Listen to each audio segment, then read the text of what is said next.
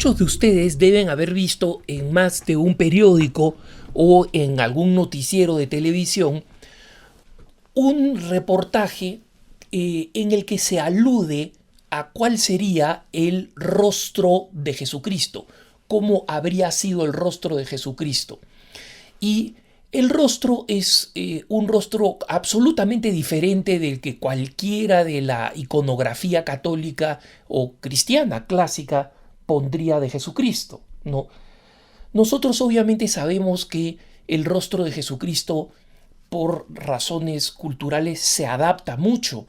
Hay Jesucristos africanos que están hechos deliberadamente con las facciones africanas, Jesucristos coreanos o japoneses que tienen facciones orientales clarísimamente, y los Cristos latinoamericanos, especialmente si vemos los de las escuelas quiteña o cusqueña, por ejemplo, en México, son Cristos que tienen rasgos latinos, hispano-indígenas, o mestizos, si se quiere.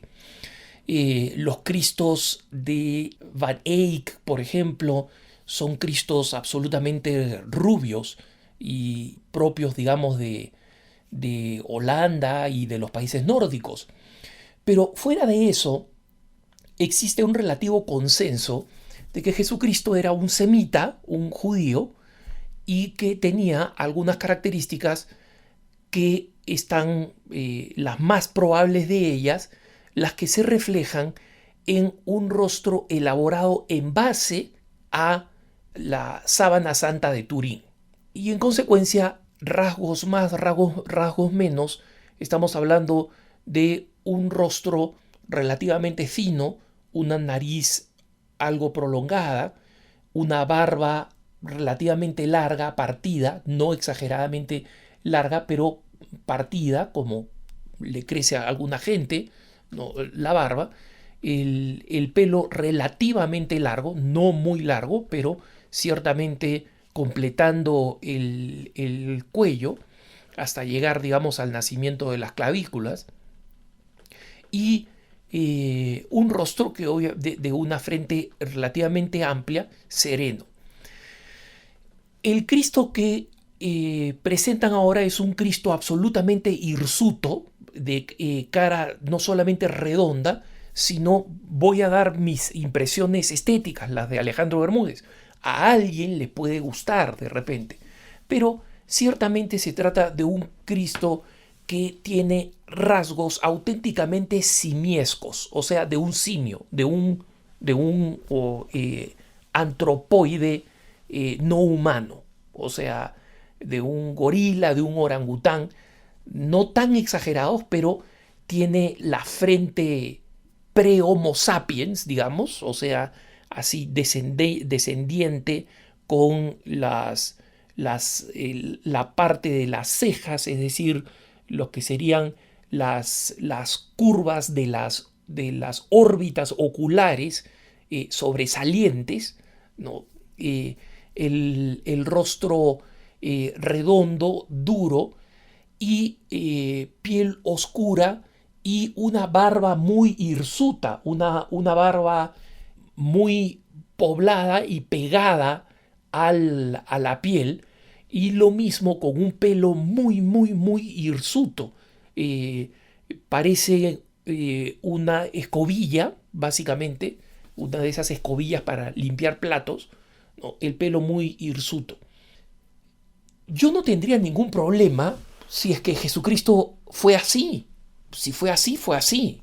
Yo no tendría ningún problema. No, no es un tema de fe. No voy a hacer un escándalo simplemente porque resulta que un grupo de científicos ha decidido representar a Jesucristo de esta manera.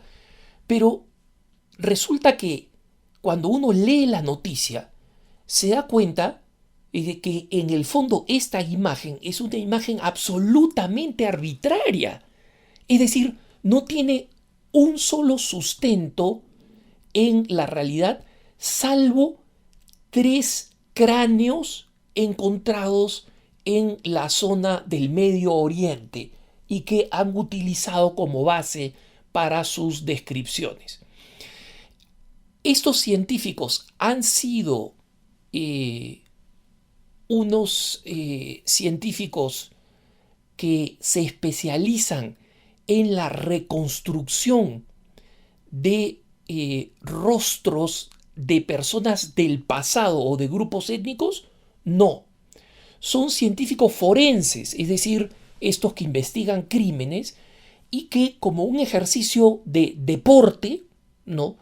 Y no sé si hubo mucha cerveza involucrada en el proceso, ¿no? Decidieron hacer un ejercicio forense antropológico, ¿no? Como el que se utiliza para tratar de resolver crímenes, cuando se encuentra un cráneo y entonces, en base al cráneo, el rostro es configurado, es montado y se trata de descubrir cómo habría sido el rostro de la persona. Ahora, en los cuerpos que encuentran los forenses existen muchas ventajas. En primer lugar, los encuentran en un lugar determinado. Se encuentra en Inglaterra en la actualidad. Entonces, dependiendo de determinadas características, muy pronto van a saber si es hombre o mujer, ¿no? Incluso si son huesos, por la cavidad del sacro ilíaco, por ejemplo, se sabe si es hombre o mujer. El, luego se va a saber de qué grupo racial es de los que existen en Inglaterra y sabrán si es que es un inglés típico o si es que es una persona asiática, de una minoría asiática o de una minoría afroamericana o latina o lo que sea, de algún tipo de inmigrante en Inglaterra. Lo pueden hacer. Y en consecuencia, con datos muy cercanos en la historia, pueden realizar el diseño de estos rostros y dar con precisión y decir, ok, la persona difunta tenía este tipo de características. Obviamente, si la persona tenía, digamos así, pecas en la piel, ellos no lo saben, porque eso desaparece. Si tenía algunos lunares prominentes, no lo saben. Si tenían las cejas extremadamente pobladas o ralas, no lo saben. Pero sí saben el contorno del rostro y pueden dar una idea de cómo se veía la persona cuyos huesos han sido hallados, especialmente el cráneo. Y de esta forma ayudar a resolver un crimen, a ver si es que esa figura es compatible con alguna persona desaparecida en alguna parte de la ciudad. Pero hacer esto con unos cráneos del Medio Oriente escogidos al azar, a la suerte, y luego determinar el color de la piel simplemente para decir nos pareció justo exagerar por el lado oliváceo oscuro para, digamos, no caer en el prejuicio de que Jesucristo era blanco. Entonces nosotros sabemos que Jesucristo no era blanco de piel, pero hay que reconocer que los pueblos semitas no eran completamente cetrinos u oliváceos, no. En consecuencia, no sabemos exactamente la tonalidad de la piel de Jesucristo, pero en base a unos cráneos que pueden haber sido de personas completamente distintas a Jesucristo, estas personas han dicho, bueno, Jesucristo habría sido así. Pero dense cuenta, hermanos, si hoy en día en la ciencia forense, si encuentran mi cráneo, ¿no? Y encuentran el cráneo de Abraham Lincoln, para poner una figura completamente diferente, ¿no? Yo tengo la cabeza redonda, la cara redonda. Abraham Lincoln es el prototipo de la figura leptosómica, ¿no es cierto? Alargada, prolongada. Entonces, ¿no sería lo mismo tomar un cráneo de Abraham Lincoln y decir, bueno, vamos a dibujar a ver cómo habría sido Abraham Lincoln Y como Alejandro Bermúdez es apenas unos 150 años posterior, Alejandro Bermúdez debe haber sido así. Inaceptable, pues. Y justamente en la misma noticia se presentan todas las objeciones presentadas por todos los expertos de la reconstrucción de rostros y señalan que primero la elección de la piel, del color de la piel es totalmente arbitraria, la configuración de la cara es escogida del cráneo que encontraron y como no hay cráneo de Jesucristo no pueden hacer uso y por otro lado un especialista en Nuevo Testamento dijo es imposible hacer muchas predicciones en base al Nuevo Testamento porque el Nuevo Testamento no proporciona detalles descriptivos de Jesucristo y no existen dibujos originales de la época. De la época. Existen dibujos de Jesucristo, como digo, con el rostro ligeramente alargado, ¿no? la nariz larga, la barba partida, desde muy temprano, pero no fue alguien que dibujó a Jesucristo, ¿no?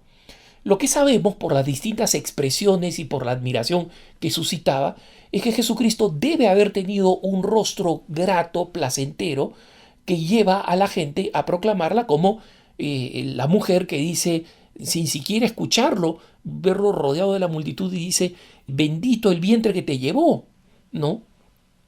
Entonces, Jesucristo lo están elogiando y Jesucristo responde con ese elogio con una frase antivanidosa diciendo, bendito más bien los que escuchan la palabra de Dios y la ponen en práctica. Entonces, este neandertal, este cráneo feo, hirsuto, que además se presenta con los clásicos titulares de que es el rostro de Jesús, es ¿qué cosa? Aquello a lo que debemos acostumbrarnos los católicos si es que no estamos ya acostumbrados, o por lo menos deberíamos estar acostumbrados. Alguna tontera, alguna bobada, alguna sandez se va a decir siempre cerca de la Pascua de Resurrección y cerca de la Navidad. De hecho, este artículo señala a pocos días de celebrar el día de su cumpleaños, que como sabemos el 25 de diciembre no nació Jesucristo, ¿no? Sino que se celebra el nacimiento de Jesucristo, que es distinto, ¿no? Pero lo dicen justamente aprovechando esta temporada para tratar de levantar una noticia que no es, que carece de sustento, etcétera. Pero como a alguien se le ocurrió con algo de conocimiento en esta materia, pero forense, no antropológico, arqueológica, ¿no? Que es la que se necesitaría para poder responder a esto, entonces le han dado cabida y él básicamente no tiene ningún sustento. Una vez más, a mí el rostro de este Jesucristo me parece horrible, me parece hecho feo a propósito, pero si ese fuera el rostro de Jesucristo, no tendría ningún problema. El problema está en que la cantidad de cuestionamientos que hay y la cantidad de arbitrariedades utilizadas para escoger el volumen de la barba, el tipo de pelo, el volumen del pelo, la dirección de los cabellos, el tono de la piel, es tan arbitrario y haber decidido que un cráneo de la época es suficiente para tener el cráneo de Jesucristo, como si no hubieran habido personas distintas en la época de Jesucristo y todos hubieran sido parecidos. Entonces, obviamente la conclusión es que es una clásica estafa mundana de saborcillo anticatólico en medio de la Navidad a la que no hay que prestarle atención. Simplemente en nuestra vida de católicos ya veteranos, acostumbrados a las sandeces de la mundanidad, marcar una rayita más en la pared diciendo esta es la sandez número 350 de las que he escuchado en mi vida y seguir con la cuenta y seguir adelante con nuestra vida y con nuestra devoción a la imagen de Jesús, cuyo rostro en última instancia está grabado en nuestros corazones. Que tengas un buen día.